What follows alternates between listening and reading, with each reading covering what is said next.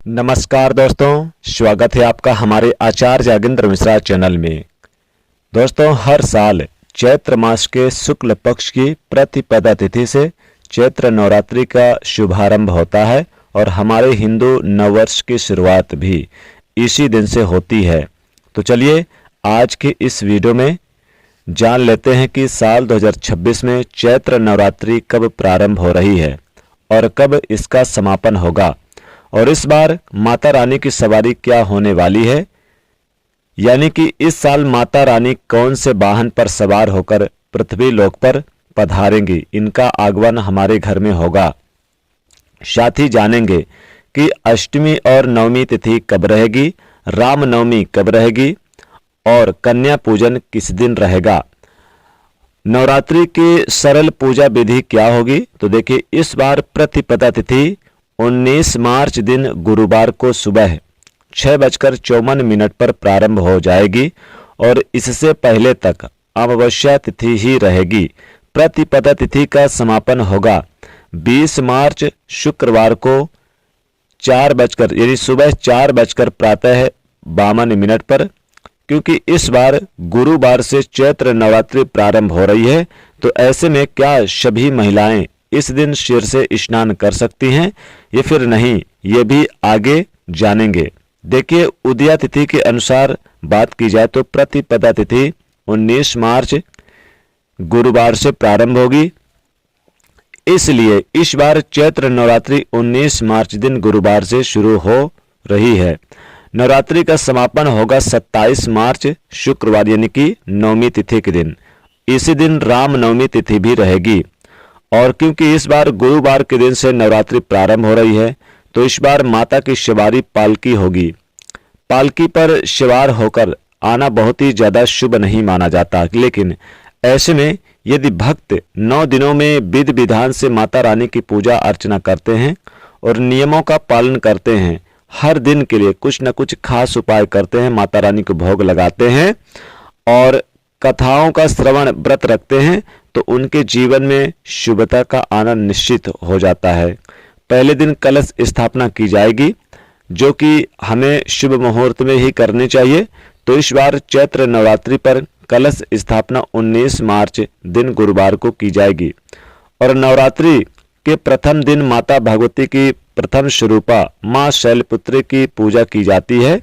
कलश स्थापना के 2 शुभ मुहूर्त बताए गए हैं, जिसमें से कि पहला मुहूर्त है प्रातः सुबह 6:54 से लेकर 7:43 तक रहेगा।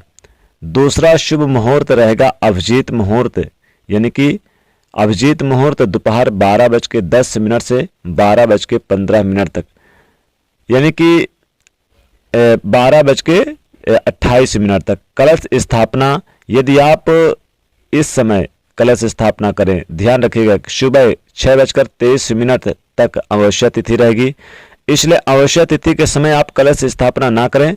यानी तिथि जब समाप्त हो जाए अमावस्या तिथि, तो आप कलश स्थापना करें। तो सुबह 6:54 के बाद ही आप शुरुआत करें, यानी कि सुबह 6:24 के बाद ही शुरुआत करें।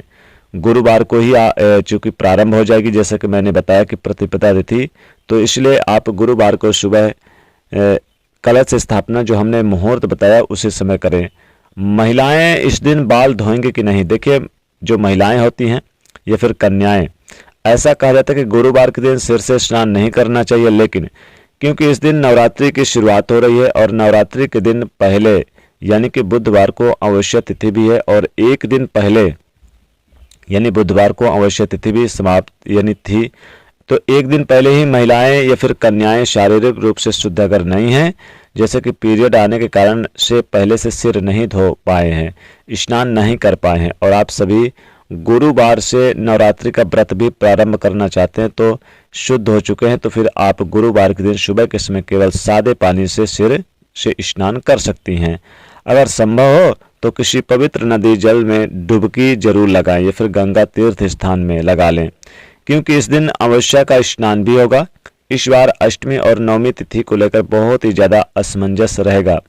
दोनों ही तिथियां 2 दिन पड़ रही है, तो ऐसे में अष्टमी और नवमी पूजा एक ही दिन की जा सकती है, यानी कि 26 मार्च गुरुवार को, क्योंकि अष्टमी तिथि सुबह 11:29 तक रहेगी।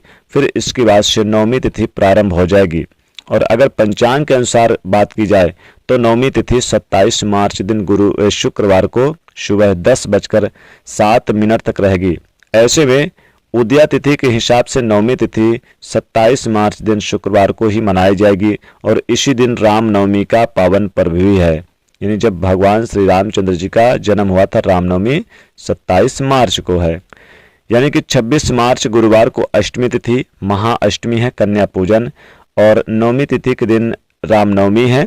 नवमी तिथि इस दिन भी कन्या पूजन है। तो आप अष्टमी और नवमी तिथि दोनों नोट कर लें। कभी कभी लोगों के क्षेत्र के अनुसार अष्टमी और नवमी तिथि अलग अलग दिन भी मनाते हैं। ऐसे में आने वाले समय में जब भी आप अष्टमी और नवमी मनाई जाए तो उसकी सही जानकारी आपको समय पर दे दी जाएगी। देखिए दोस्तों, नवरात्रि के पहले दिन कलश की स्थापना करके व्रत का शुभारंभ किया जाता है। और मान्यताओं के अनुसार अष्टमी तिथि के दिन कन्या पूजन करके, कुछ जगहों पर नवमी के दिन कन्या पूजन करके फिर आप नवरात्रि व्रत को पूर्ण कर सकते हैं। तो आइए जानते हैं नवरात्रि की सबसे सरल पूजा विधि। नवरात्रि व्रत वाले दिन आप सबसे पहले सुबह जल्दी उठकर स्नान इत्यादि से निवृत्त हो जाएं और साफ स्वच्छ वस्त्र पहने। पूजा यानी कि स्थल को अच्छे से साफ करके गंगा जल का छिड़काव करें और फिर घट स्थापन यानी कि कलश स्थापना करें। पूजा स्थान पर लाल कपड़ा बिछाएं और माँ दुर्गा की कोई प्रतिमा या फिर मूर्ति, फोटो वगैरह स्थापित करें और यहीं पर कलश स्थापना करें। इसके लिए सबसे पहले जौ रखें और फिर मिट्टी के बर्तन या फिर किसी भी कलश के पात्र बनाकर उसके अंदर में जल भर दें और फिर कलश में आम के पत्ते रखें और ऊपर से नारियल रखें। कलश के ऊपर स्वास्तिक बनाएं, माँ का ध्यान करते हुए प्रार्थना करें और नवरात्रि व्रत का संकल्प लें। इसके बाद में घी का दीपक जलाएं, धूप और अगरबत्ती दिखाएं, माता को भोग लगाएं। भोग में फल, मिश्री, हलवा, नारियल, खीर, पान और सुपारी का भोग लगाकर माता से आशीर्वाद प्राप्त करें। अगर आप कोई पाठ करना चाहते हैं, ये प्रतिदिन माता की पूजा करनी है और उनके स्वरूप के हिसाब से उन्हें भोग लगाएं, उन्हें फूल चढ़ाएं। अष्टमी और नवमी के दिन 9 कन्याओं को माता के रूप मानकर उनका पूजन करें और उनका यानी कि उनका कन्या पूजन करें और उन्हें हलवा, पूड़ी और खीर, साथ ही चने का प्रसाद खिलाएं। उपहार स्वरूप दक्षिणा दें, वस्त्र दें और नवमी के बाद से कलश विसर्जन करके व्रत का समापन आप कर सकते हैं। तो सबसे सरल पूजा विधि है माँ का मन से पूजन करना। अगर आपको कुछ भी नहीं आता तो मन से भी पूजा कर सकते हैं इन 9 दिनों तक माता रानी को। तो क्या 9 भोग भी चढ़ाना है, उनके स्वरूप के हिसाब से, उनके रंग के हिसाब से आप उन्हें भोग लगाएं और उन्हें फूल चढ़ाएं, उन्हें पुष्प वस्त्र चढ़ाएं, उन्हें फल चढ़ाएं। नवरात्रि में एक विशेष उपाय भी जरूरी है। चैत्र नवरात्रि में माता नीम के पेड़ पर वास माना जाता है, इसलिए नवरात्रि में लौंग का माला बनाकर नीम को अर्पित करें। आप देखेंगे धीरे धीरे इन 9 दिनों के भीतर, इन 10 दिनों के भीतर नवरात्रि के शुरू से लेकर अंत तक में आप कन्या पूजन तक आपका कर्ज धीरे धीरे उतरेगा, जीवन में लाभ होगा। यानी आपको लौंग की माला बनाकर जरूर आपको नीम के पेड़ में टांग देना है।